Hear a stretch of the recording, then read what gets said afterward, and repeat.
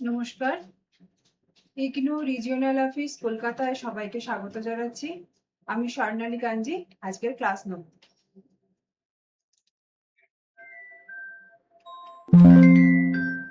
আজকে আমরা পড়ব MEB 11 এর ব্লক 1 তার ইউনিট 2। আগের দিন আমরা ইউনিট 1 পড়েছি, আজ ইউনিট 2 পড়ব। সেখানে আছে পরিবেশের উপর মানুষের প্রভাব।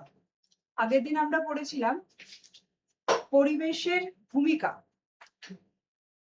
আর আজকে আমরা পড়বো সেই পরিবেশের ওপর মানুষের কি প্রভাব আছে, বা সেই পরিবেশের সাথে মানুষের কি সম্পর্ক আগের দিনকে আমরা পড়েছিলাম। আজকে আমরা পড়বো মনুষ্য সৃষ্ট কারণে পরিবেশের যেসব চেঞ্জ গুলো হয় সেগুলো তার জন্য মানুষের ওপর কি প্রভাব পড়ছে বা প্রকৃতির ওপর কি কি প্রভাব পড়ছে, সেই প্রকৃতির ওপর প্রভাবটা মানুষের ওপর কতটা সুদূর প্রসারী, এই আমরা আজকে আমাদের এই ইউনিটে পড়ব। আমরা প্রথমে দেখে নিই আমরা কি কি পড়বো। ভূমিকা পড়ব, উদ্দেশ্য পড়ব, মানুষ, পরিবেশ, সামাজিক উন্নয়ন, শিকার। আমরা জানি প্রথমেই মানুষজন আদিম যুগে শিকার করত, তাহলে শিকার, তার খাদ্য সংগ্রহ, এটা পড়বো। তারপরে পড়বো কৃষি ভিত্তিক, আস্তে আস্তে মানুষ কৃষিকাজ শিখেছে, কৃষিকাজ করে কিভাবে নিজের জীবিকা নির্বাহ করতো, কিভাবে মানুষ আজকে মানুষে পরিণত হয়েছে সেটা দেখব। তারপর শিল্প এসেছে, তারপর নগরায়ন হয়েছে, তারপর তার শিল্পায়ন হয়েছে, এবং এই শিল্পের সাথে সাথে তার বিভিন্ন রকম ঝুঁকি এসছে, বিভিন্ন হ্যাজার্ড এসছে যেগুলো আমাদেরকে ফেস করতে হচ্ছে। তো আমরা সেগুলোই একে একে আজকে পড়ব। প্রথমেই বলি মানুষের কার্যকলাপের ফলে পরিবেশগত পরিবর্তন কি এসেছে বা কি আসছে। পরিবেশের বিভিন্ন কার্যকলাপের ফলস্বরূপ কি হচ্ছে না, আমাদের পরিবেশ, তার টেরেস্ট্রিয়াল এনভায়রনমেন্ট মানে স্থলজ বাস্তুতন্ত্র, তার জলজ বাস্তুতন্ত্র, এই সবের ওপর খুব ব্যাপকভাবে একটা প্রভাব ফেলছে। আর কি পড়ছে, পৃথিবীর যে ভূ রাসায়নিক গঠন আছে, মানে আমরা আগের দিন পড়েছি বায়ুমণ্ডল পড়েছি, মহাসাগর আছে, এই সব ক্ষেত্রে বায়ুমণ্ডল এবং মহাসাগর মানে স্থল এবং জল স্থল উভয়ের ওপরে প্রভাব বিস্তার করছে। দেখো লিখছে, অনেক বিজ্ঞানী মনে করেন মানুষের এই ব্যাপক প্রভাবের কারণে পৃথিবীর ইতিহাসে বর্তমান সময়টি একটি নতুন ভূতাত্ত্বিক যুগ বা জিওলজিক্যাল ইপক একটা সৃষ্টি হয়েছে। এই যুগটাকে কি বলছে? অ্যানথ্রোপোসিন। এই যুগের নাম, নতুন নাম হচ্ছে অ্যানথ্রোপোসিন। আর কি বলছে, পরিবেশগত যে পরিবর্তনগুলো তার মনুষ্য সৃষ্ট কারণের জন্য মাটিতে নাইট্রোজেন, ফসফরাস, ক্যালসিয়ামের পরিমাণ ও মাটির পিএইচ ইত্যাদি বদলে যাচ্ছে, পাল্টে যাচ্ছে। তার যে পরিমাণে থাকা উচিত সেটা না থেকে কমে যাচ্ছে বা অত্যাধিক বেড়ে যাচ্ছে। আর কি হচ্ছে, এইসব কর্মকাণ্ড জল সম্পদের ওপর প্রভাব বিস্তার করছে, বিশাল একটা প্রভাব বিস্তার করছে। জল কমে যাচ্ছে, জলের গুণগত মান নষ্ট হয়ে যাচ্ছে। আর কি হচ্ছে, ভূমির ব্যবহারের পরিবর্তন, ভূমির যে ল্যান্ডস্কেপ বা ল্যান্ড ইউজের চেঞ্জ হয়ে যাচ্ছে। আমরা ভূমি যেভাবে ইউজ করতাম সেভাবে এখন ইউজ আর করি না। আর কি হচ্ছে, একটা অস্থিতিশীল ভূমি ব্যবস্থাপনা তৈরি হচ্ছে। এইগুলো হচ্ছে আমাদের, এছাড়া ভূমি ক্ষয় হচ্ছে, এগুলো হচ্ছে প্রধান কারণ। আর কি কি হয়, আর আমরা এই ইউনিটে কি পড়বো সেটা হচ্ছে খাদ্য নিরাপত্তা পড়বো, ফুড সিকিউরিটি। ফুড সিকিউরিটি কেন দরকার সেটা পড়বো। তারপর পড়বো জনস্বাস্থ্য, আমরা যে এত বিশাল জনসংখ্যা আমাদের দেশে, তার স্বাস্থ্য রক্ষা হচ্ছে কিনা, পাবলিক হেলথ, তার স্বাস্থ্য, সেটা আমরা দেখব। আর কি পড়বো, সামাজিক বৈষম্য পড়বো। সামাজিক যেই আস্তে আস্তে মানুষ উন্নত হচ্ছে সেখানে অনেক বৈষম্য তৈরি হচ্ছে, তাহলে সেই সামাজিক বৈষম্য এবং এর ওপরে যে প্রভাবগুলো পড়ছে তার বিস্তারিত আলোচনা আমরা এই ইউনিটে পড়ব। উদ্দেশ্য কেন পড়বো, এক হচ্ছে আমরা আগের দিনই বলেছি জীবনের যে উৎপত্তি হয়েছে এবং ভূতাত্ত্বিক সময়ক্রম, এইগুলো সম্পর্কে আমরা ধারণা লাভ করার জন্য আমরা পরিবেশ পড়ছি, পরিবেশের ওপর আছে মানুষের প্রভাব পড়ছি।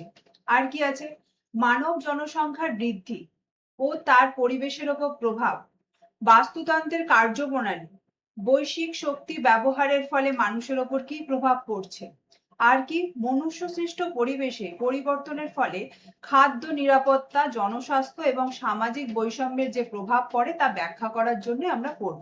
এটা আমরা ভূমিকাতেও দেখেছি আর উদ্দেশ্যতেও তাই, এটার জন্যই আমরা এগুলো পড়াশোনা করছি। প্রথমে আছে দেখো মানুষ ও পরিবেশ। মানুষের কার্যকলাপ পৃথিবীর বহু প্রাকৃতিক পরিবেশগত ব্যবস্থাকে পরিবর্তন করে দিচ্ছে।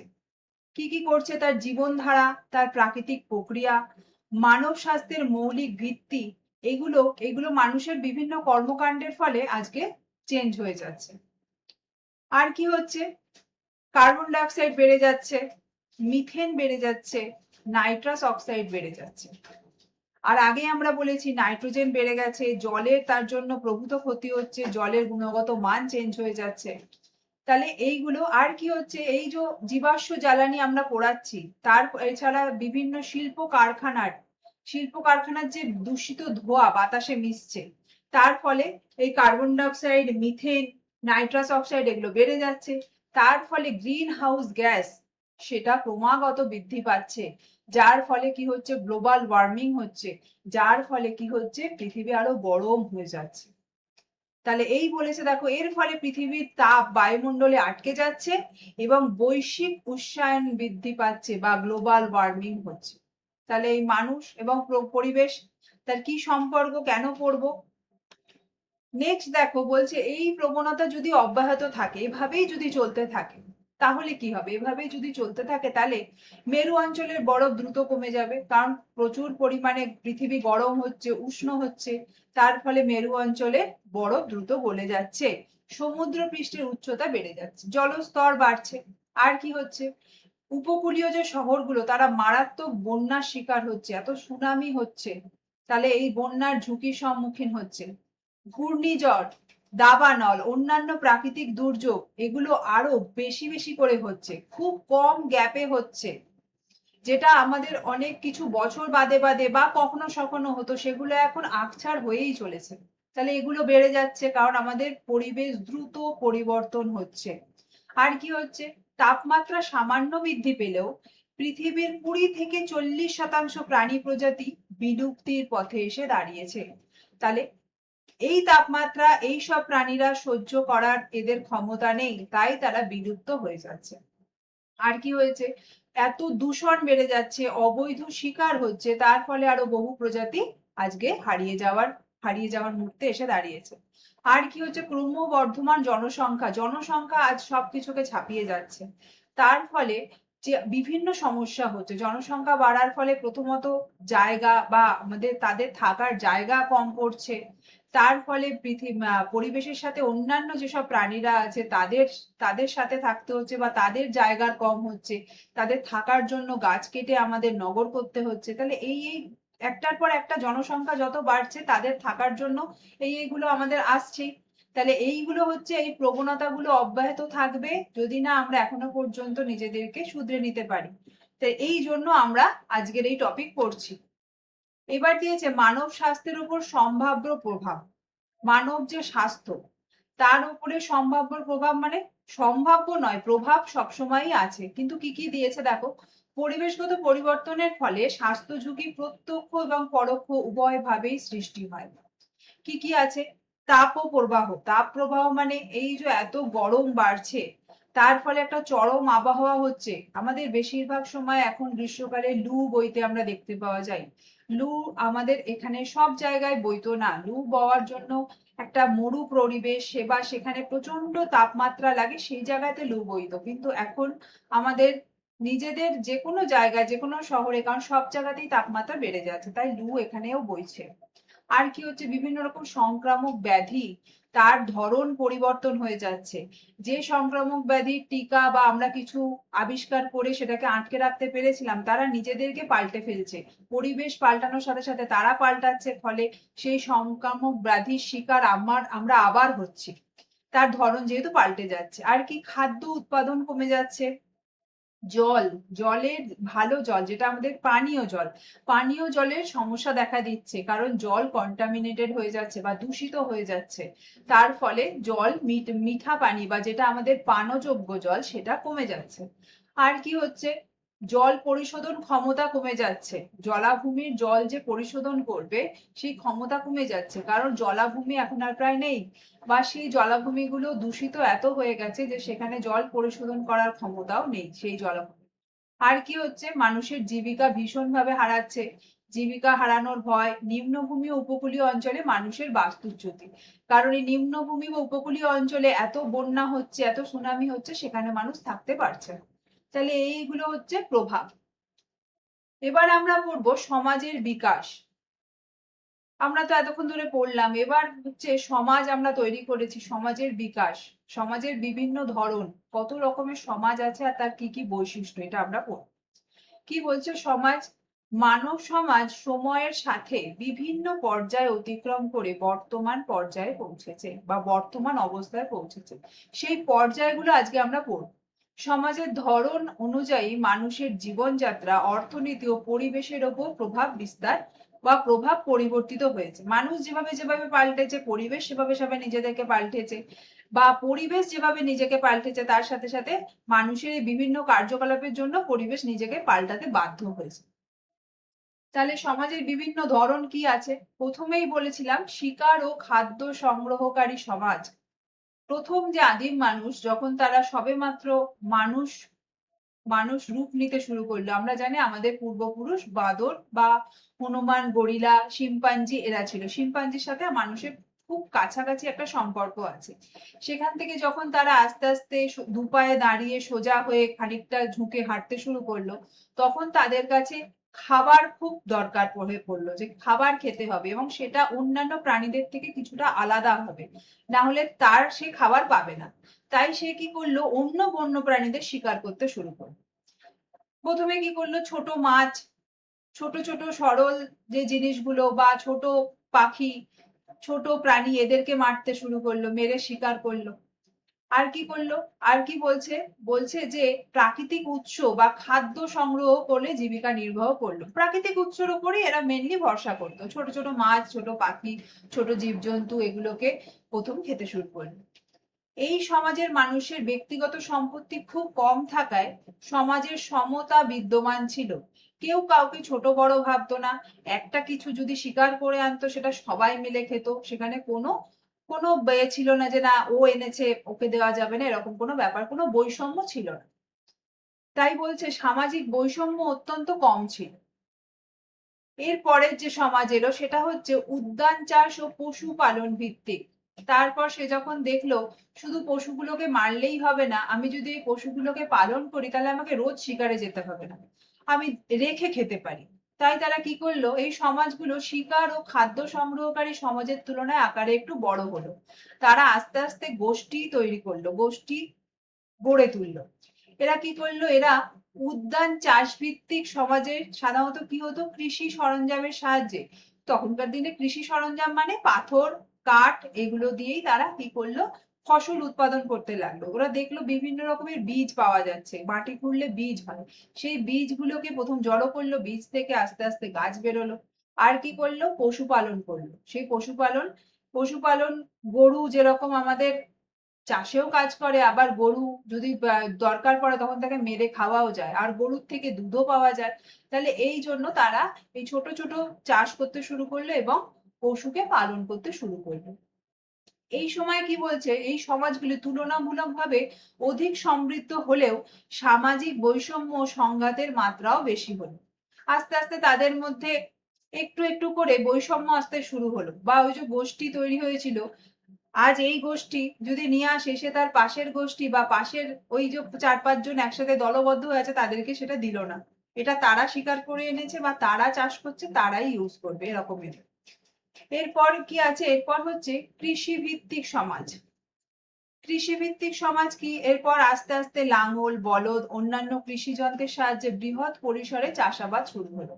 এরপর তারা উদ্যান চাষ ও পশুপালন ভিত্তিক সমাজের তুলনায় অধিক ধনী, এবং এখানে সামাজিক বৈষম্য ও সংঘাতের মাত্রা আস্তে আস্তে বেড়ে গেল বা আস্তে আস্তে বেশি হলো। এরপর হচ্ছে শিল্প সমাজ। শিল্প সমাজ কি হলো, আস্তে আস্তে এখান থেকে সমাজে কারখানা, যন্ত্রপাতি, শিল্প, এগুলোর অর্থনৈতিক প্রধান ভিত্তি হিসাবে দাঁড়ালো। কৃষি সমাজের তুলনায় এই শিল্প সমাজ আরো বেশি সমৃদ্ধ, এখানে অনেক বিকাশ ঘটছে আস্তে আস্তে। তাহলে আমরা সমাজের বিকাশে কি করলাম, একদম আদিম প্রথমে শিকার, তারপরে তাদের পশুপালন, তারপর মেন কৃষি ভিত্তিক এলো, তারপর তারা আস্তে আস্তে শিল্প সমাজ গড়ে তুলবে। এবার একটা একটা করে আমি এতক্ষণ যেগুলো বললাম সেগুলোর খুব বৈশিষ্ট্য সংক্ষেপে দেওয়া আছে। বলছে শিল্প সমাজে কি এই শিকার আর খাদ্য সংগ্রহে কি করতো এরা, মাছ ধরা, ফল, বাদাম, শাকসবজি সংগ্রহ করে জীবন কাটাতো, এবং এগুলো প্রাচীন ধারাগুলোর মধ্যে একটা। প্রধান বৈশিষ্ট্য কি দিয়েছে দেখো, জনসংখ্যা খুব কম, বলেছি যাযাবর হয়ে জীবনযাপন করত, সম্পদ সঞ্চয়ের কোনো প্রবণতা ছিল না, এদের সামাজিক প্রতিষ্ঠান বা পরিবার, আত্মীয় মানে আত্মীয় এবং পরিবারই ছিল সামাজিক মেন প্রতিষ্ঠান। আর কি আছে, এখানে কোনো শ্রমের বিভাজন ছিল না, কোনো রাজনৈতিক প্রতিষ্ঠান ছিল না, ধর্মীয় বিশ্বাস ছিল সহজ এবং প্রকৃতি নির্ভর। এরা সাধারণত প্রকৃতিকেই সবকিছুর ওপরে মানত, যে প্রকৃতি তাদের খেতে দিচ্ছে, অতএব প্রকৃতি একটা বিশাল শক্তি, প্রকৃতি তাদের দেবতা, বা দেবতা কম যদি নাও মানতো তারা যদি এটাই হচ্ছে আমাদেরকে দিচ্ছে, কারণ এটাকেই আমাদেরকে মেনে চলতে হবে, তাই তারা পরিবেশকে মা বা পরিবেশকে দেবী দেবতা যা হোক একটা মানে তাদের ভাবতো যে এটাই সব। তাহলে এই ছিল তাদের, এই জন্য তাদের মধ্যে কোনো বিভাজন ছিল না। পরবর্তী দেখো এর উদাহরণ দিয়েছে কিছু, এই কি কি উদাহরণ দিয়েছে, এই সব জনগোষ্ঠী এখনো পর্যন্ত আমাদের কিছু কিছু জায়গায় দেখতে পাওয়া যায়, যারা এখনো এইসব প্রকৃতি নির্ভর, তাদের কাছে আমাদের মতো মানুষের যোগাযোগ একদমই নেই বললেই চলে, তারা এখনো নিজেদের মতো করেই থাকে। তাদের কিছু উদাহরণ দেখো দিয়েছে, এইটা জনগোষ্ঠী আন্দামানিজে আমরা জানি আন্দামানে জারোয়া আছে, জারোয়া দ্বীপপুঞ্জ, তারা এখনো সভ্য সমাজের থেকে অনেকটা দূরে, তারা তাদের মতো করে বেঁচে থাকে, তাদের মতো করে জীবিকা নির্বাহ করছে, জীবন যাপন করছে। আর কি আছে, অস্ট্রেলিয়ার কিছু আদিবাসী আছে, আর আন্দামান বললাম আন্দামান দ্বীপপুঞ্জের জারোয়া আর কাথিবা জনগোষ্ঠী হচ্ছে এইসব জনগোষ্ঠীর কিছু উদাহরণ, যারা শিকার এবং খাদ্য সংগ্রহ করে থাকে। পরের দেখো কৃষিভিত্তিক সমাজ বলেছি, যেখানে মেন পেশাই হবে কৃষি, কৃষির উপর ভিত্তি করে সবকিছু গড়ে উঠবে। আচ্ছা, 10,000 বছর আগে বিশ্বের বিভিন্ন অঞ্চলে কৃষিভিত্তিক সমাজের উদ্ভব হয়েছিল, এবং বর্তমানেও বিভিন্ন জায়গায় এই ধরনের সমাজ বিদ্যমান আছে, কারণ এখনো আমাদের এখানে চাষাবাদ হয়। পরবর্তী দেখো শিল্প সমাজ। শিল্প উৎপাদন বা অর্থনৈতিক বিকাশের ফলে সমাজে যে পরিবর্তন ঘটে তার ফলে বিভিন্ন জটিল এবং অনেক ক্ষেত্র বিতর্কিত সৃষ্টি হয়েছে, অনেক ক্ষেত্রে বিতর্কিত হয়ে গেছে, অনেক বিশ্বের বিভিন্ন অঞ্চলে শিল্পায়নের প্রভাবে বিভিন্ন আধুনিক বা মডার্নাইজেশন হচ্ছে, তার ফলে বিভিন্ন সংস্কৃতির উপর যে পরিবর্তন এসেছে সেগুলোই আমরা পড়বো শিল্প সমাজ হিসাবে। শিল্প সমাজের বৈশিষ্ট্য কি, শিল্প যেখানেই গড়ে উঠছে সেখানেই দ্রুত নগরায়ন হবে, সেখানে একটা শহর গড়ে উঠবে, শিল্প যেখানে আছে সেখানে শহর গড়ে উঠবে। আচ্ছা, শহর গড়ে উঠলেই সেখানে কি হবে, স্থানীয় সম্প্রদায়ের কাঠামো পরিচয় দুর্বল হয়ে পড়বে, সেখানে কোনো একটা পরিচয় হবে না, সেখানে সবাই ভেঙে ভেঙে যাবে, ছোট ছোট হয়ে যাবে। তাই দেখো একক বা নিউক্লিয়ার পরিবার গুরুত্ব পাচ্ছে। নিউক্লিয়ার পরিবার মানে খুব ছোট পরিবার, বা যেখানে একটা বড় গোষ্ঠী 4-5টা পরিবার একসাথে থাকতো, সেখান থেকে একটা গোটা পরিবার একসাথে হলো, তারপরেও সেই পরিবারের সংখ্যা, আগে আমরা দেখেছি একান্নবর্তী পরিবার সবাইকে নিয়ে থাকতো, এখন সেই সবাইকে নিয়ে থাকাটা একদম ছোট, বা নিউক্লিয়ার ফ্যামিলিতে এসে দাঁড়িয়েছে, শুধু মা বাবা সন্তান বা তাদের মা বাবা, ব্যাস এইটুখানি। এটা হচ্ছে নিউক্লিয়ার পরিবারের গুরুত্ব বৃদ্ধি পাচ্ছে যত নগরায়ন হচ্ছে। আর কি, মধ্যবিত্ত শ্রেণীর একটা উদ্ভব হয়েছে, যারা না একেবারে নিম্নমানের, যারা এই কৃষিকাজ করছে বা তারও নিচে যারা, বা এক হচ্ছে যাদের কাছে ভীষণ ধনসম্পত্তি আছে, তাদের মাঝামাঝি একটা মধ্যবিত্ত শ্রেণী বা মিডল ক্লাস, তাদের একটা শ্রেণী উদ্ভূত হয়েছে। আর কি হয়েছে, সামাজিক মর্যাদা ও অবস্থানের উন্নত ও জটিল কাঠামো তৈরি হয়েছে। এই হচ্ছে আমাদের শিল্প সমাজ। পরিবেশের ওপর শিল্পায়নের প্রভাব, শিল্প করছি, শিল্প সমাজ তৈরি হয়ে গেল, নগর তৈরি হয়ে গেল, এবার কি কি তার প্রভাব পরিবেশের ওপর পড়ছে। প্রথমেই দেখো দিয়েছে দূষণ, শিল্পায়ন হচ্ছে, কলকারখানা হচ্ছে, কলকারখানা থেকে ধোঁয়া বেরোচ্ছে, দূষিত জল বেরোচ্ছে, সেই দূষিত জল গিয়ে মাটিতে মিশছে, তাহলে কি কি হচ্ছে, বিষাক্ত ধোঁয়ায় বাতাস, বায়ু দূষণ হচ্ছে, জল দূষণ হচ্ছে, মাটি দূষণ হচ্ছে। তারপরে শব্দ দূষণ হচ্ছে, এত শব্দ, বড় বড় কলকারখানার যন্ত্রপাতির আওয়াজ, তাহলে এগুলো মারাত্মকভাবে পরিবেশকে দূষিত করছে বা পরিবেশের উপর প্রভাব ফেলছে। আর কি, প্রাকৃতিক সম্পদ আহরণ। যেই আমরা শিল্প করছি, তাই শিল্পের যে কাঁচা খনিজ, বনজ সম্পদ এবং অন্যান্য যে প্রাকৃতিক সম্পদ, সেগুলো আমরা প্রচুর পরিমাণে তুলছি, প্রচুর পরিমাণে পরিবেশ থেকে আহরণ করছি এবং সেগুলোকে কাজে লাগাচ্ছি। তার ফলে প্রাকৃতিক পরিবেশের ওপর একটা চাপ সৃষ্টি হচ্ছে এবং সেটা পরিবেশের ক্ষতি হচ্ছে। আর কি দিয়েছে, নগরায়ন। নগরায়ন কি হচ্ছে, শিল্পায়নের কারণে কর্মসংস্থানের উদ্দেশ্যে মানুষ গ্রাম থেকে শহরে স্থানান্তরিত হয়। এর ফলে শহরে জনসংখ্যার চাপ বৃদ্ধি পায়।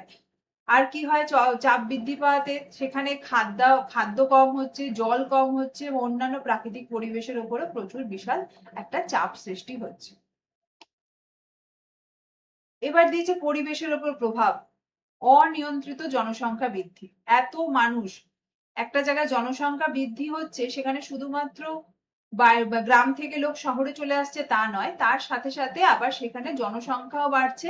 আর তার সাথে প্রচুর পরিমাণে লোক গ্রাম থেকে এই শহরে অত্যাধিক কলকারখানায় কাজ করা বা নতুন জীবিকার সন্ধানে তারা চলে আসছে। এইভাবে একটা জায়গার বা সেই নগরের, সেই শহরের জনসংখ্যা অনেকটা বেড়ে যাচ্ছে। ফলে কি হচ্ছে, সেখানের যে বাস্তুতন্ত্রের ক্ষমতা, প্রত্যেকটা জায়গার একটা নিজস্ব বহন ক্ষমতা বা ক্যারিং ক্যাপাসিটি থাকে। সেই ক্যারিং ক্যাপাসিটি কি, সেখানে তার খাদ্য, বস্ত্র, বাসস্থান, মিনিমাম যেগুলো লাগে সেইগুলো সে যদি তার সীমার মধ্যে থাকে তাহলে সে সেগুলো দিতে পারে।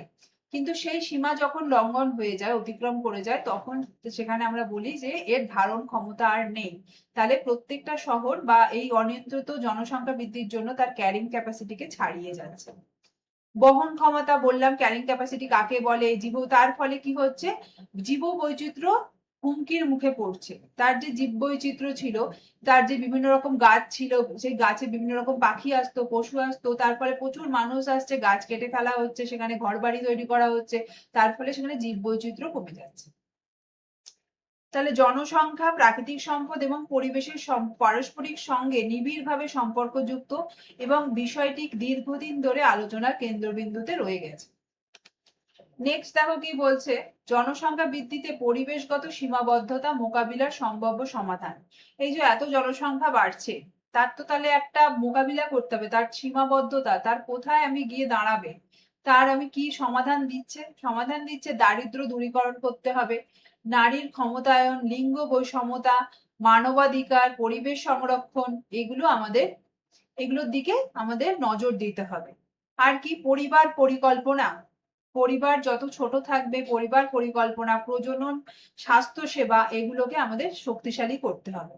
আর কি করতে হবে, স্বাস্থ্য শিক্ষা এবং আর্থিক প্রণোদনা, মানে স্বাস্থ্য ঠিক মতো আছে কিনা, সে শিক্ষা ঠিক মতো পাচ্ছে কিনা, তাহলে এইগুলোকেও আমাদের আস্তে আস্তে দেখতে হবে। ভারতের জনসংখ্যা বৃদ্ধি। ভারতবর্ষ চীনের পর বিশ্বের দ্বিতীয় সর্বাধিক জনবহুল দেশ। এখানে লেখা আছে দেখো, ভারতের জনঘনত্ব প্রতি বর্গ কিলোমিটারে 455 জন, প্রতি বর্গ মাইলে প্রায় 1180 জন করে আছে। আচ্ছা, এটা হচ্ছে 2019 সালের জনসংখ্যা বৃদ্ধির হার ছিল 1.08। এটা তোমরা পড়তে পারো, যেটা 2019 সালে ভারতের জনসংখ্যা হচ্ছে 1.37 বিলিয়ন, আর জনসংখ্যা বৃদ্ধির হার ছিল 1.08%। এবার হচ্ছে পরিবেশগত চ্যালেঞ্জ। পরিবেশগত কি কি চ্যালেঞ্জ এর সম্মুখীন আমরা হতে চলেছি। ভূমির ওপর অত্যাধিক চাপ, ল্যান্ড প্রেসার। যত ভূমির ওপর চাপ পড়বে, যত মানুষ বেড়ে যাবে, সেখানে ভূমির ওপর চাপটাও বেড়ে যাচ্ছে। মরুকরণ, এত খরা দেখা দিচ্ছে চারিদিকে, তার ফলে মরুকরণ হয়ে যাচ্ছে, চারিদিকে মরুভূমির মতো জমি বা সৃষ্টি হচ্ছে, সেখানে খরা, মাটি ফেটে যাচ্ছে। জীববৈচিত্র্যের হ্রাস, আগেই বলেছি। জ্বালানির চাহিদা বৃদ্ধি, বায়ু দূষণ হচ্ছে, গ্লোবাল ওয়ার্মিং হচ্ছে, জল সংকট দেখা যাচ্ছে, জলবায়ুর পরিবর্তন হচ্ছে। এগুলো হচ্ছে পরিবেশগত চ্যালেঞ্জ, যে চ্যালেঞ্জের মুখোমুখি আমরা রোজ হচ্ছি এবং এরপরেও হতেও চলবো। আবার দিয়েছে দেখো নগরায়ন। নগরায়ন কি, নগরায়ন হচ্ছে শিল্পায়নের ফলে নগরায়ন এবং গণশিক্ষার প্রসার, শ্রমিক সংগঠন, গণভিত্তিক রাজনৈতিক দল এবং শ্রমজীবী শ্রেণীর সমন্বয় সহজতর করে। তাহলে নগরায়ন, বা আমরা যদি নগরের একটা সৃষ্টি করি, নগরের কি কি দেখতে পাই, নগরে আমরা এইগুলো দেখতে পাই, সেখানে গণশিক্ষা হবে, সেখানে শিল্পায়ন হবে, এগুলো হবে। নগরায়ন বলতে গ্রামীণ অঞ্চল থেকে মানুষের শহরাঞ্চলে স্থানান্তরকরণকে বোঝায়। মানে গ্রামীণ পরিবেশ থেকে সেটা শহরাঞ্চলে তাকে স্থানান্তর করছে, এটা হচ্ছে নগরায়ন।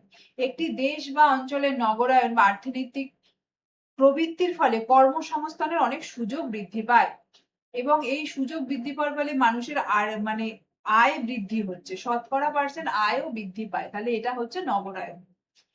কিন্তু এই নগরায়ন যত হবে তার ফলে কিছু কিছু সমস্যা সৃষ্টি হবে। সেই সমস্যাগুলো কি? যত নগরায়ন হচ্ছে কার্বন নিঃসরণ বাড়ছে, মানে CO2 বেড়ে যাচ্ছে, যানবাহনের ভীষণ ধোঁয়ার জন্য বায়ু দূষণ হচ্ছে। আর কি হচ্ছে? এইসব প্রযুক্তিগত যে মোকাবিলার নীতি গ্রহণ, এর জন্য নীতি গ্রহণ করা প্রয়োজন কি না, এত যে ধোঁয়া হচ্ছে, এত বায়ু দূষণ হচ্ছে, তার ফলে কি করতে হবে? আমাদের গ্রিন টেকনোলজি নিয়ে আসতে হবে বা সবুজ প্রযুক্তি নিয়ে আসতে হবে, যেখানে এইসব দূষণগুলোকে কমানো যায়। আর কি করতে হবে? বলছে 2030 সালের মধ্যে নতুন কর্মসংস্থানের প্রায় 70% শহরাঞ্চলে সৃষ্টি হবে। নতুন যে কর্মসংস্থান সেগুলোর 70% সৃষ্টি হবে। তার ফলে কি হবে? মোট দেশজ উৎপাদনের 70% অবদান রাখবে, এবং শহরের মাথা পিছু আয় দেশের গড় মাথা পিছু আয়ের 4 গুণ হবে। তাহলে আমরা যদি এভাবে নগরায়ন করি, আমাদের আয় বাড়বে, তার সাথে মাথা পিছু আয় বাড়বে, তার সাথে জীবিকা অনেক বাড়বে, জীবন ধারণ সহজ হবে, কিন্তু সেটার একটা প্রসার পরিবেশের ওপর কিন্তু পড়বে।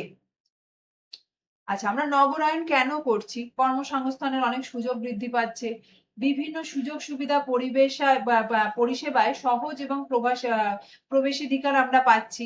আর কি হচ্ছে? আধুনিকায়ন হচ্ছে।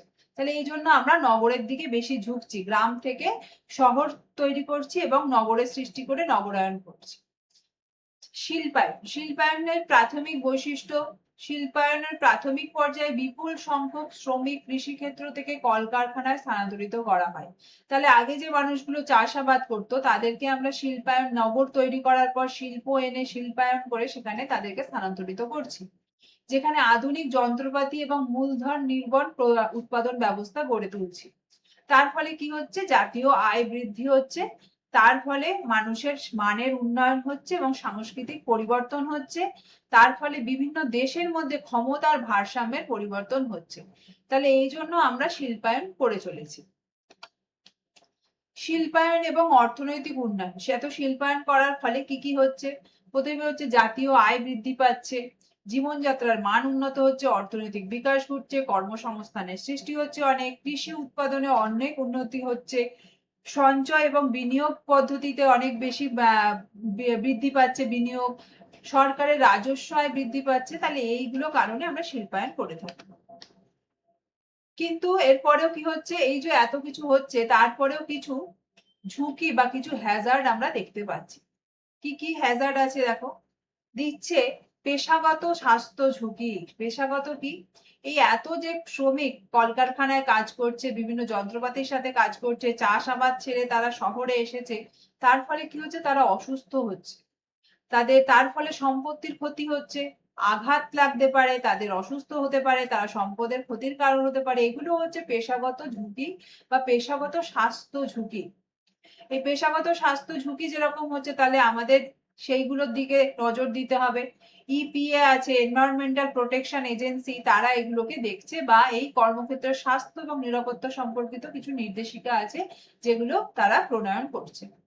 এই পেশাগত ঝুঁকি আবার 3 ভাগে বিভক্ত। কি কি? একটা হচ্ছে কেমিক্যাল হ্যাজার্ড, মানে যেটা রাসায়নিক ঝুঁকি বা রাসায়নিক যে বিভিন্ন ইউজ করা হয় সেদিক থেকে ঝুঁকি। দ্বিতীয় হচ্ছে জৈবিক বা বায়োলজিক্যাল, আর তৃতীয় হচ্ছে ভৌত বা ফিজিক্যাল। রাসায়নিক ঝুঁকি কি বলছে দেখো, রাসায়নিক পদার্থ যেখানে ব্যবহার করা হয়, এই বিভিন্ন রাসায়নিক পদার্থ ব্যবহার করার ফলে কি হচ্ছে? ত্বকের সংবেদনশীলতা বৃদ্ধি পাচ্ছে, এবং সেখানে ক্যান্সার সৃষ্টিকারী কোষ বা ক্ষয়কারী কোষ অনেক পরিমাণে বেড়ে যাচ্ছে। তাহলে এটা হচ্ছে একটা বিশাল বড় ঝুঁকি, যেখানে যত রাসায়নিক আমরা ইউজ করব সেখান থেকে ক্যান্সার সৃষ্টিকারী বা কার্সিনোজেনিক বা ক্ষয়কারী কোষ এবং ত্বকের সংবেদনশীলতা বাড়ছে, মানে স্কিনের বিভিন্ন রকম সমস্যা আমরা দেখতে পাচ্ছি। আর কি হচ্ছে? শ্বাস প্রশ্বাসের মাধ্যমে বিভিন্ন রকম কেমিক্যাল বিভিন্ন আমাদের শরীরের মধ্যে ঢুকছে, যেগুলো সরাসরি কিছু ত্বকের সংস্পর্শে আসছে, খাদ্যের সাথে মিশে আমাদের শরীরের মধ্যে ঢুকছে। তাই কর্মক্ষেত্রে রাসায়নিক পদার্থের নিরাপদ সংরক্ষণ, মানে যেগুলো যেন মানুষের শরীরের সাথে কোনোভাবেই না মেশে, সেটার দিকে খেয়াল রাখতে হবে। তার ব্যবহারগুলোকে ঠিকঠাক মতো জানতে হবে, ব্যবহারগুলো ঠিকঠাক ভাবে করতে হবে। আর কিছু আছে,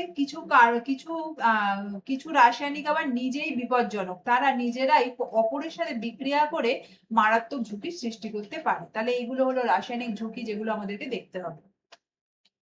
নেক্সট হচ্ছে বায়োলজিক্যাল হ্যাজার্ড। বায়োলজিক্যাল হ্যাজার্ড বলছে বিভিন্ন রকম রোগ জীবাণু, এই যে তারা অসুস্থ হবে, এই যে রোগ জীবাণু তাদের শ্বাস প্রশ্বাসের মাধ্যমে শরীরের ভিতর ঢুকছে, জলের মাধ্যমে ঢুকছে, বাতাসের মাধ্যমে ঢুকছে, এগুলো হচ্ছে বায়োলজিক্যাল হ্যাজার্ড।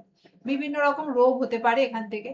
তার জন্য কি করতে হবে, যে পোশাক তারা পরবে সেগুলো যেন ঠিকঠাক মতো সুরক্ষামূলক হয়, সেগুলো যেন স্যানিটাইজিং করা হয়, এগুলো দেখতে হবে। তাদের মাস্ক ব্যবহার করতে হবে, এগুলো করতে হবে। আর কি, যে শরীরের অংশগুলো উন্মুক্ত আছে সেগুলো সবসময়, বা যন্ত্রপাতি যেগুলো ইউজ হচ্ছে সেগুলো সবসময় ধুয়ে, বা উন্মুক্ত জায়গাগুলো যেন কোনো সংক্রমণ না হয়, এগুলো দেখতে হবে। নেক্সট হচ্ছে ভৌত বা ফিজিক্যাল হ্যাজার্ড। ফিজিক্যাল হ্যাজার্ড কি, এই এত কলকারখানা মেশিন চলছে, প্রথমে বলেছি শব্দ দূষণ, তাহলে শব্দ দূষণ হচ্ছে, তার ফলে স্থায়ী মানুষের শ্রবণ শক্তি হ্রাস পেতে পারে, শব্দ বধিরতা সৃষ্টি হতে পারে, এগুলো দেখতে হবে। এছাড়া কি হয়, মানুষের বিভিন্ন ট্রমার মধ্যে দিয়ে যায়, বিভিন্ন তীব্র শব্দের কারণে অনেক সময় কানের ক্ষতি হয়। তাই এগুলোকে আমাদের এগুলো এই ভৌত ঝুঁকির মধ্যে পড়ছে। এগুলো কড়া নিরাপত্তা এবং স্বাস্থ্য আইন বিধি মেনে যদি এগুলো চলে, সেগুলো আমাদেরকে করতে হবে। এবার হচ্ছে পড়বো আমরা খাদ্য নিরাপত্তা বা ফুড সিকিউরিটি। কেন খাদ্য নিরাপত্তা কি দরকার, এত মানুষ বেড়ে গেছে, তাদেরকে খাদ্য নিরাপত্তা না হলে কি করে হবে? জাতিসংঘের বিশ্ব খাদ্য নিরাপত্তা কমিটি তাদের সংজ্ঞা অনুযায়ী খাদ্য নিরাপত্তা বলতে বলছে সব মানুষ সব সময়ে পর্যাপ্ত, নিরাপদ ও পুষ্টিকর খাদ্যের শারীরিক, সামাজিক ও অর্থনৈতিক প্রাপ্যতা নিশ্চিতভাবে লাভ করে। তাহলে খাদ্য নিরাপত্তা কি, একটা মানুষ 3 বেলা ভরপেট খাবে, যে খাবারটা খাবে সেটা যেন সম্পূর্ণভাবে ভালো খাবার হয়, সেটা যেন সম্পূর্ণ পুষ্টিকর হয়, নিরাপদ হয়, এবং যেটা শরীরের পক্ষে কাজে লাগবে, এবং সেই খাবারটা সামাজিক এবং অর্থনৈতিক প্রাপ্যতা যেন তার নির্দিষ্ট করা থাকে। তাহলে এই হচ্ছে খাদ্য নিরাপত্তা, ফুড সিকিউরিটি মধ্যে এইগুলো সব করতে হবে। এগুলো সব থাকলে তবে আমরা বলতে পারবো হ্যাঁ ফুড সিকিউরিটি মেনটেন হচ্ছে। আচ্ছা, খাদ্য পছন্দ এবং পুষ্টিগত চাহিদা পূরণ করতে হবে। কি বলছে, পরিবেশগত পরিবর্তনের ফলে বিশ্ব জনসংখ্যার বৃদ্ধি এবং খাদ্যের মূল্য বৃদ্ধি খাদ্য নিরাপত্তার উপর উল্লেখযোগ্য প্রভাব নিয়ে আসে। কি হচ্ছে, খাদ্য বাণিজ্য হচ্ছে, খাদ্যের বৈষয়িক যে পরিবর্তন, গ্লোবাল ওয়ার্মিং এর ফলে খাপ খাওয়ানোর জন্য কার্যকর কৌশল এবং নীতিমালা প্রয়োজন। এর ফলে কি হচ্ছে, জলের সুষম বন্টন, ভূমি ব্যবহারের পরিকল্পনা, খাদ্যের মূল্য নিয়ন্ত্রণ, খাদ্যের নিরাপত্তা নিশ্চিতকরণ, এগুলো সব হচ্ছে খাদ্য নিরাপত্তার মধ্যে পড়ে। তাহলে এগুলো হচ্ছে বৈশিষ্ট্য যেগুলো আমাদেরকে দেখতে হবে। খাদ্য নিরাপত্তার প্রধান 3টি উপাদান কি কি, একটা হচ্ছে ফুড অ্যাভেবিলিটি বা খাদ্যের প্রাপ্যতা, খাদ্যের পর্যাপ্ত পরিমাণ আছে কিনা সেটা দেখা, তার ভারসাম্য রক্ষা করা, জনসংখ্যা এবং খাদ্যের মধ্যে যেন ভারসাম্য থাকে। আর কি, খাদ্যের প্রবেশাধিকার, খাদ্যের পর্যাপ্ত খাদ্য সংগ্রহ করার ক্ষমতা থাকতে হবে, তাই খাদ্য কিনে নিজেরা উৎপাদন করে বা বিনিময়ের মাধ্যমে উপহার হিসাবে যেভাবে ঋণ নিয়ে যেভাবে হোক খাদ্য সংগ্রহ করতে পারে, এটা হচ্ছে খাদ্যের প্রবেশাধিকার, খাদ্য এইভাবে আসতে পারে। এটি নির্ভর করে কিসের উপর, পরিবারের খাদ্য কেনার আর্থিক সক্ষমতার উপর, অথবা নিজের খাদ্য উৎপাদনের জন্য পর্যাপ্ত জমি এবং অন্যান্য সম্পদের প্রাপ্যতার উপর। আমি চাষ করব, চাষ করে নিজের জন্য খাদ্য তৈরি করব, বা আমি খাদ্য কিনে আনবো, এগুলো হচ্ছে আমার খাদ্য নিরাপত্তা, যে আমি 3 বেলা খেতে পাবো, আমার বাড়িতে খাবার মজুদ আছে। এটা খাদ্য নিরাপত্তার উপাদান কি দিয়েছে দেখো, খাদ্যের যথাযথ ব্যবহার। 3 নম্বর পয়েন্ট হচ্ছে খাদ্যের যথাযথ ব্যবহার, আমি খাদ্যটাকে নিয়ে এলাম, রাখলাম, এবার সেটা ব্যবহারটা ঠিকঠাক ভাবে করছি কিনা। শারীরবৃত্তীয় পুষ্টিগত চাহিদা পূরণ করা সক্ষম হচ্ছে কিনা, খাদ্যের পুষ্টি মান নির্ভর করে কিসের ওপর, খাদ্য প্রস্তুতের ওপর। খাদ্য কিভাবে প্রস্তুত হচ্ছে সেটা সম্পূর্ণ নিয়ম মেনে প্রস্তুত হচ্ছে কিনা, প্রক্রিয়াজাত হচ্ছে কিনা, সংরক্ষণ হচ্ছে কিনা, তার উপর স্বাস্থ্যবিধি অনুসরণ করা হয়েছে কিনা, রান্নার পদ্ধতির উপর এগুলো খাদ্য নিরাপত্তার উপাদান এইগুলো নির্ভর করে। আচ্ছা, নেক্সট আমরা পড়বো খাদ্য অনিরাপত্তা কি। মানুষ যখন দীর্ঘ সময় ধরে তাদের ন্যূনতম খাদ্য চাহিদা পূরণ করতে পারে না, তখন তাকে খাদ্য অনিরাপত্তা বলে। খাদ্য অনিরাপত্তা সাধারণত দু ধরনের হয়, একটা হচ্ছে দীর্ঘমেয়াদী আর একটা স্বল্প মেয়াদী। তাহলে একটা হচ্ছে অনেক দিন যাবত আর একটা কিছু সময়ের জন্য তার কাছে খাবার নেই। এগুলোর জন্য আমরা কি কি কর্মসূচি নিতে পারি? খাদ্য বিনিময়ের কাজ, আয় স্থানান্তর কর্মসূচি, এগুলো বিভিন্ন আমরা নিতে পারি। নেক্সট হচ্ছে জনস্বাস্থ্য, পাবলিক হেলথ। এত মানুষ যে আছে তাদের পাবলিক হেলথ বা জনস্বাস্থ্যের জন্য আমরা কি করছি? বিশ্ব স্বাস্থ্য সংস্থা হু যেটা, তার মতে বলছে রোগ প্রতিরোধ, জনগণকে স্বাস্থ্য শিক্ষা প্রদান, রোগ প্রতিরোধমূলক নীতি প্রণয়ন, এগুলো হচ্ছে আমাদের পাবলিক হেলথ বা এর মধ্যে পড়ে। কিভাবে স্বাস্থ্য, সুস্থতা, টেকসই এবং সাস্টেনেবিলিটি নির্মূল করা, এইগুলো হচ্ছে জনস্বাস্থ্যের মধ্যে মেন পয়েন্ট। আর কি আছে? যে মেডিসিন আছে, জনস্বাস্থ্যের প্রধান তিনটে উদ্দেশ্য কি কি, সেটা হচ্ছে আমাদের স্বাস্থ্য সমস্যাগুলোকে চিহ্নিত করা, যে এর কি স্বাস্থ্যের সমস্যাটা কি আছে এবং সেগুলোর প্রকৃতি এবং সমাধানের উপায় নির্ণয় করা, স্বাস্থ্য সমস্যা মোকাবিলার জন্য উপযুক্ত নীতি প্রণয়ন করা, এইগুলো হচ্ছে জনস্বাস্থ্য বা পাবলিক হেলথের মেন কাজ। জনস্বাস্থ্যের প্রধান চ্যালেঞ্জ, এরও কিছু কিছু চ্যালেঞ্জ আছে। কি? প্রথম হচ্ছে ইকোনমিক ক্রাইসিস। ইকোনমিক ক্রাইসিস কাকে বলে? ইকোনমিক অর্থনৈতিক মন্দা। অর্থনৈতিক মন্দার ফলে মানুষের কি হয়, যার টাকা পয়সা হাতে নেই, তার একটু টাকা আছে, সে কি করছে, তার মৃত্যু হার বেড়ে যাচ্ছে, এরকম একটা অবস্থা। তার যদি সেই রোগটা থেকে বা তার সেই সমস্যা থেকে বেরোনোর যদি তার অর্থনৈতিক যদি টাকা পয়সা আয় না থাকে, তাহলে তার কি হবে, তার মৃত্যু হার বাড়বে, তার মানসিক স্বাস্থ্য সমস্যা হতে পারে। এগুলো কি কিভাবে হতে পারে? দীর্ঘস্থায়ী রোগ, যেটা অনেক দিন ধরে সে রোগে ভুগছে এবং তার জন্য অনেক টাকা খরচা হচ্ছে, তাহলে এটা প্রতিবন্ধকতা, এগুলো হচ্ছে এই অর্থনৈতিক সংকট। আর কি? অভিবাসন বা নগরায়ন, গ্রাম থেকে মানুষের স্থানান্তরকরণের ফলে হঠাৎ করে স্যানিটেশন, স্বাস্থ্যবিধির অভাব, অনেক মানুষ একসাথে চলে এসছে, একসাথে বসবাস করছে, তার ফলে রোগ প্রতিরোধ হচ্ছে না, একজনের রোগ সবার মধ্যে ছড়িয়ে পড়ছে, চিকিৎসা ব্যবস্থার সীমিত সুযোগ, এগুলো হচ্ছে নগরায়নের ফলে। নগরায়ন মানে গ্রাম থেকে হুট করে অনেক লোক একসাথে এক জায়গায় এসে বসবাস করছে। আর কি? এই পরিবেশের ক্ষতি এবং জলবায়ুর পরিবর্তন। বিভিন্ন যে জলবায়ুর আমাদের পরিবর্তন হচ্ছে, তার ফলে নতুন নতুন সমস্যা আমাদের শারীরিক ভাবেও দেখা দিচ্ছে। এবার আমরা পড়বো জ্বালানি সংকট। জ্বালানি সংকট কি? জ্বালানি হলো এমন একটা সমস্যা যা শিল্প, পরিবহন, দৈনন্দিন জীবনে শক্তি ক্রমবর্ধমান চাহিদার কারণে প্রাকৃতিক জ্বালানি সম্পদে দ্রুত হ্রাস ঘটায়। জ্বালানি কি? জ্বালানি হচ্ছে আমরা যেসব শক্তিগুলো ইউজ করি, সেগুলো যখন আমাদের দৈনন্দিন জীবন বা শিল্পের জন্য আমরা সবসময় ইউজ করতে থাকি এবং ইউজ করার ফলে এর কম দেখা দিচ্ছে, মানে কমে যাচ্ছে, সেটাকে আমরা সংকট বলছি। এই হচ্ছে জ্বালানি সংকট। বিশ্বব্যাপী ভবন এবং মোট শক্তির বার্ষিক জ্বালানি ব্যবহারের প্রায় 40% এখন জ্বালানি ব্যবহার হচ্ছে, এবং মানুষের জীবনযাত্রার মান যত উন্নত হচ্ছে, তার সাথে সাথে জীবাশ্ম জ্বালানির ব্যবহারও বেড়ে যাচ্ছে। এবং এই জীবাশ্ম জ্বালানির ব্যবহার বৃদ্ধি পেয়েছে দৈনন্দিন জীবনে। জীবাশ্ম কেন বৃদ্ধি পাচ্ছে? কি কি নির্ভরশীল জানা, কারণ আমরা এর উপর কেন এত নির্ভরশীল, কি কিতে আছে? প্রচলিত জ্বালানি উৎসের ওপর অতিরিক্ত নির্ভরশীলতা, কার্যকরভাবে জ্বালানি সংরক্ষণ করতে না পারা, জ্বালানি সঞ্চালন এবং বিতরণ ব্যবস্থার অদক্ষতা। জ্বালানি কি করে আমরা সঞ্চয় করব, সেটা কি করে কাজে লাগাবো, হয়তো যেটা বেশি দরকার নেই আমরা সেটা বেশি অপচয় করে ফেলছি, যেটা না কাজে লাগছে তার থেকে বেশি অপচয় হচ্ছে। আর কি? কি জ্বালানি আমরা ইউজ করলে সেটা বেশি দিন থাকবে, বা যেগুলো রিনিউয়েবল বা পুনর্নবীকরণ যোগ্য, সেই তার সীমিত ব্যবহার, সেগুলো আমরা কম ইউজ করছি, এবং যেগুলো একবার শেষ হয়ে গেলে আর কখনো ফিরে আসবে না, সেগুলোর ব্যবহার বেশি করছি। আর কি?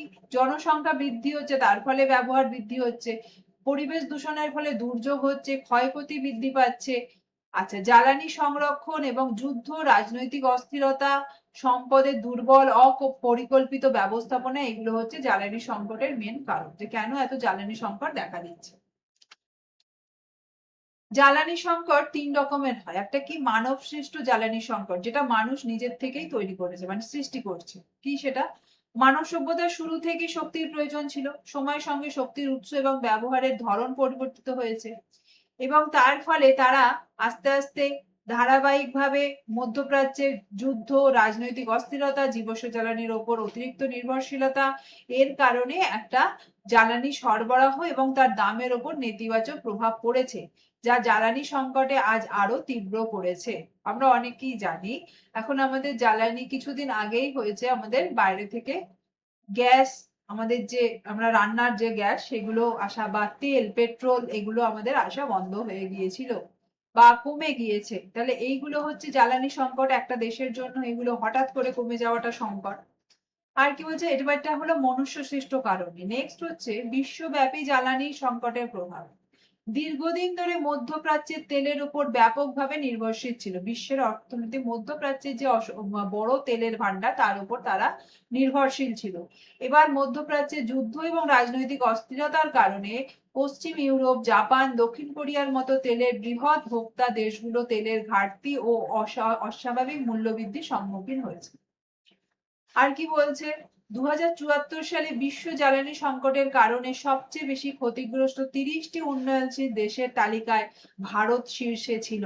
তাহলে যতগুলো দেশের সব থেকে ক্ষতির সম্মুখীন হয়েছিল তার মধ্যে ভারতও ছিল। তার ফলে কি হয়েছিল, বিদ্যুৎ বিভ্রাট হয়েছিল, কলকারখানা বন্ধ হওয়ার ঘটনা ঘটে, পর্যাপ্ত বৃষ্টিপাত না হওয়া, কয়লা খনি, বিদ্যুৎ উৎপাদন এবং বিদ্যুৎ উৎপাদনে অদক্ষ ব্যবস্থাপনার কারণে জ্বালানির তীব্র সংকট দেখা যায়।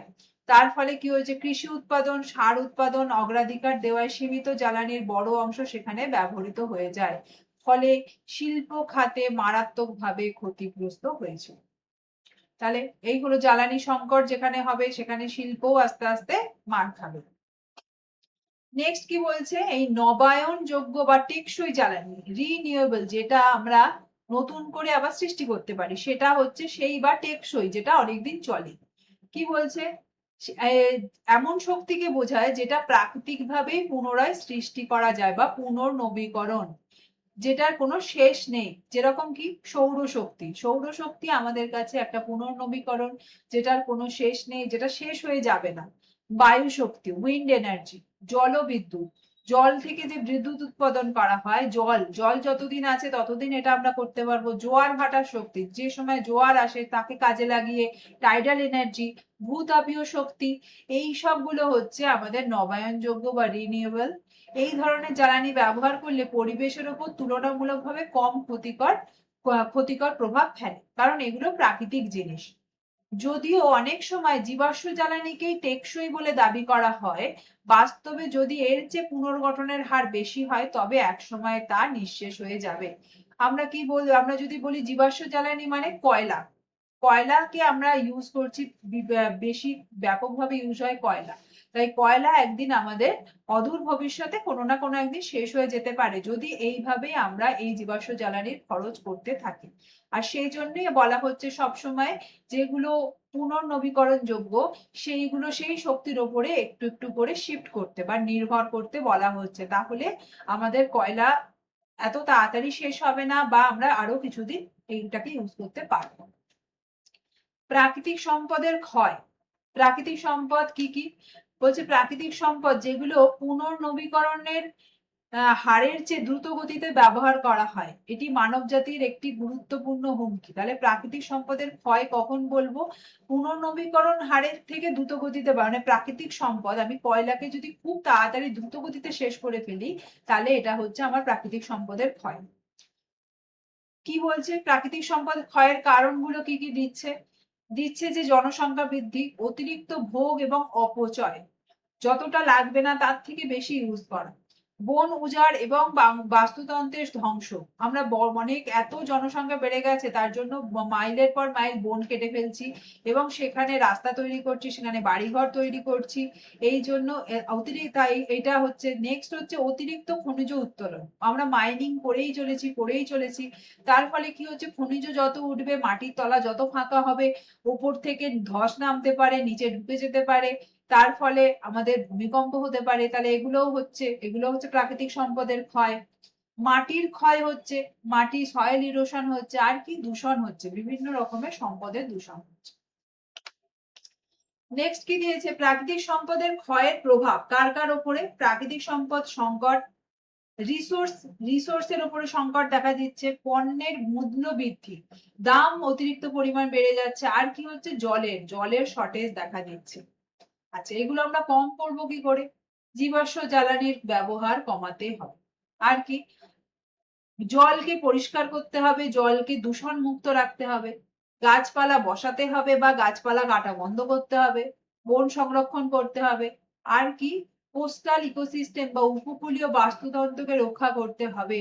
উপকূলীয় বাস্তুতন্ত্র যদি আমরা রক্ষা না করি, আমাদেরই যেরকম ম্যানগ্রোভ আছে, এত বড় ম্যানগ্রোভটা আমরা যদি রক্ষা করতে না পারি, তাহলে বারে বারে ঝড়, বারে বারে এই আয়লা ফণি এগুলোর মতো আমরা আছড়ে পড়বে, সেগুলো এবং সরাসরি শহরের মধ্যে ঢুকে আসবে, তাহলে মানব সম্পদের ক্ষতি হবে। এবং তার ফলে যেটা হবে, আমাদের এত বড় বনভূমিটা যদি নষ্ট হয়ে যায়, তাহলে ওটাও কোনো না কোনো একদিন বন্যা এসে সেগুলো জলের মধ্যে মহাসাগরের অংশ হয়ে যাবে, তাহলে স্থল আর সেখানে থাকবে। বলছে ভারতের প্রাকৃতিক সম্পদের ক্ষয়। আচ্ছা, ভারতের প্রাকৃতিক সম্পদ কি বলছে, ভারত বর্তমানে একটি গুরুতর পরিবেশগত সংকটের সম্মুখীন। ভূমি এবং জল সম্পদের অতিরিক্ত ব্যবহারের ফলে প্রাকৃতিক সম্পদ দ্রুত হ্রাস পাচ্ছে। এখানে একটা দিয়ে দিয়েছে কবে থেকে কত পার্সেন্টেজ, এটা দেখে নেবে। নেক্সট হচ্ছে জ্বালানি রূপান্তরের প্রযুক্তি, এনার্জি কনভার্সন। আচ্ছা, জ্বালানি উৎপাদন এবং রূপান্তরের জন্য কিছু কিছু প্রযুক্তি দেখা যাচ্ছে। কি, গুঁড়ো কয়লা ভিত্তিক বিদ্যুৎ কেন্দ্র। আমরা যে কয়লা তুলছি তার যেগুলো পড়ে থাকছে, সেই গুঁড়ো কয়লাগুলো দিয়ে বিদ্যুৎ কেন্দ্রের কাজে লাগানো। আর কি দিয়েছে, কয়লা ভিত্তিক বিদ্যুৎ কেন্দ্রে কার্বন ডাই অক্সাইড সংগ্রহ এবং ভূগর্ভস্থ সংরক্ষণ। ওখানে যে কার্বন ডাই অক্সাইডটা পাওয়া যায়, সেই কার্বন ডাই অক্সাইডটাকে সংগ্রহ করতে বলছে। আর কি বলছে, বিদ্যুৎ কেন্দ্র বা সাইকেল বিদ্যুৎ, কম্বাইন্ড প্রাকৃতিক গ্যাস ভিত্তিক কম্বাইন্ড সাইকেল বিদ্যুৎ কেন্দ্র তৈরি করতে বলছে। আর কি বলছে, জলবিদ্যুৎ কেন্দ্র বাড়াতে বলছে, বায়ু শক্তি কেন্দ্র বাড়াতে বলছে, সৌর বিদ্যুৎ কেন্দ্র বাড়াতে বলছে। এগুলো হচ্ছে আমাদের রূপান্তর প্রযুক্তি, মানে আমরা শুধুমাত্র একটা জ্বালানি, জীবাশ্ম জ্বালানি থেকে কোন কোন ভাবে শিফট করতে পারি। জ্বালানি সংকট ব্যবস্থাপনা। জ্বালানি সংকট ব্যবস্থাপনা কি বলছে, জ্বালানি সংকট মোকাবিলার জন্য বিভিন্ন রকম পদক্ষেপ গ্রহণ করা যেতে পারে। এক হচ্ছে বললাম রিনিউয়েবল বা ওই পুনর্নবীকরণ জ্বালানির ব্যবহার করতে হবে, বৃদ্ধি করতে হবে সেটা। আর কি বলেছে, 8R নীতি, তা অনুসরণ করা। 8R নীতি কি, reduce, reuse, recover and recycle. আচ্ছা, এটা 8R না, এটা 4R, মানে 4টে R, reduce, reuse, recover and recycle. তাহলে কোনো জিনিসকে রিডিউস মানে তার ব্যবহার কমাতে হবে, তাকে কিভাবে রিইউজ বা পুনর্ব্যবহার করতে পারি সেটা দেখতে হবে, ব্যবহার করার পর সেটাকে আমি রিকভার করব, আবার পুনরুদ্ধার করব, এবং সেটাকে রিসাইকেল করব বা পুনঃপ্রক্রিয়াকরণ করব। তাহলে এটা আমি যদি করতে পারি, তাহলে আমি একই জিনিসকে বারবার ইউজ করতে পারবো, সেখান থেকে একটু সংকট কমাতে পারি। আর কি, অধিক পরিমাণে বৃক্ষরোপণ করতে হবে, অনেকটা বৃক্ষরোপণ করতে হবে। যত যত বৃক্ষরোপণ করব তত ভালো, সেটা হচ্ছে আমরা ওখান থেকে অক্সিজেন পাবো, তাহলে পরিবেশ অনেকটা বিশুদ্ধ করতে পারি। আর কি, পরিবেশ বান্ধব বা পরিবেশ সচেতনতা সিদ্ধান্ত কিছু গ্রহণ করতে হবে। অজৈব অবক্ষয়জাত পণ্যের ওপর নির্ভরতা কমানো, যেগুলো বায়োডিগ্রেডেবল নয়, যেগুলো পরিবেশের সাথে মিশে যায় না, যেরকম প্লাস্টিক। প্লাস্টিক কোনোভাবেই কোনো অবস্থাতেই কোনো চেঞ্জ হয় না, সেটা অ্যাজ ইট ইজ থেকে যায়। তাহলে এই সব ব্যবহারের ওপর আমাদের নিয়ন্ত্রণ কমাতে হবে, নির্ভরতা কমাতে হবে, আর নিয়ন্ত্রণ বাড়াতে হবে, কারণ এগুলো এমন জিনিসের উপর নির্ভর করতে হবে যেগুলো হচ্ছে পরিবেশের সাথে মিশে যেতে পারে। তাহলে এই ছিল মোটামুটি আজকের টপিক। হোল টপিকটার মধ্যে মেন যেটা ছিল পরিবেশের উপর মানুষের প্রভাব, আমরা দেখলাম বিভিন্ন রকম যে সমাজ ছিল সেগুলো আমরা পড়লাম। সমাজ থেকে আস্তে আস্তে নগরায়ন, তারপর শিল্পায়ন, তারপর পেশাভিত্তিক স্বাস্থ্য ঝুঁকি। যত নগরায়ন বেরিয়েছে, তারপর আমরা যত শিল্প এনেছি, শিল্প যত শিল্পায়ন হয়েছে, তার সাথে সাথে বিভিন্ন রকম হ্যাজার্ডও এসেছে।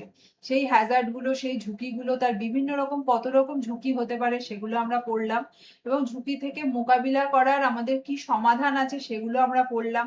তারপরে পড়লাম আমাদের খাদ্য সংকট বা খাদ্য নিরাপত্তা কি, খাদ্য সংকট কি, খাদ্য অনিরাপত্তা কি, খাদ্য যখন হয়ে গেল তারপর তার স্বাস্থ্য, জনস্বাস্থ্যের পড়লাম যে স্বাস্থ্য কিভাবে ভালো রাখতে হবে, স্বাস্থ্য ভালো রাখার জন্য কি কি নীতি নিতে হবে। তারপরে হচ্ছে জ্বালানি সংকট এখন খুব বড় একটা বিষয়। জ্বালানি সংকট কেন হচ্ছে বা জ্বালানি সংকট যাতে না হয় তার জন্য আমরা কি কি যেতে পারি বা কোন কোন শক্তিতে রূপান্তরিত বা পুনর্নবীকরণ শক্তিগুলোতে আমরা শিফট করতে পারি, সেগুলো ইউজ করতে পারি, এগুলো পড়লাম। ভারত প্রাকৃতিক সম্পদের কিভাবে ক্ষয় বা ভারতে কি পরিমাণ ক্ষয়ক্ষতি হচ্ছে সেটা জানলাম। আর জানলাম শক্তির রূপান্তর প্রযুক্তি, মানে শক্তিগুলো কি কিভাবে আমরা রূপান্তরিত করে কাজে লাগাতে পারি। আর জ্বালানি সংকট যে হচ্ছে, জ্বালানি সংকটের কি ব্যবস্থাপনা আমরা গ্রহণ করতে পারি। এই ছিল মোটামুটি আজকের ইউনিট 2 টপিকের মেইন জিনিস। তো আজকে এখানেই থাক। Thank you.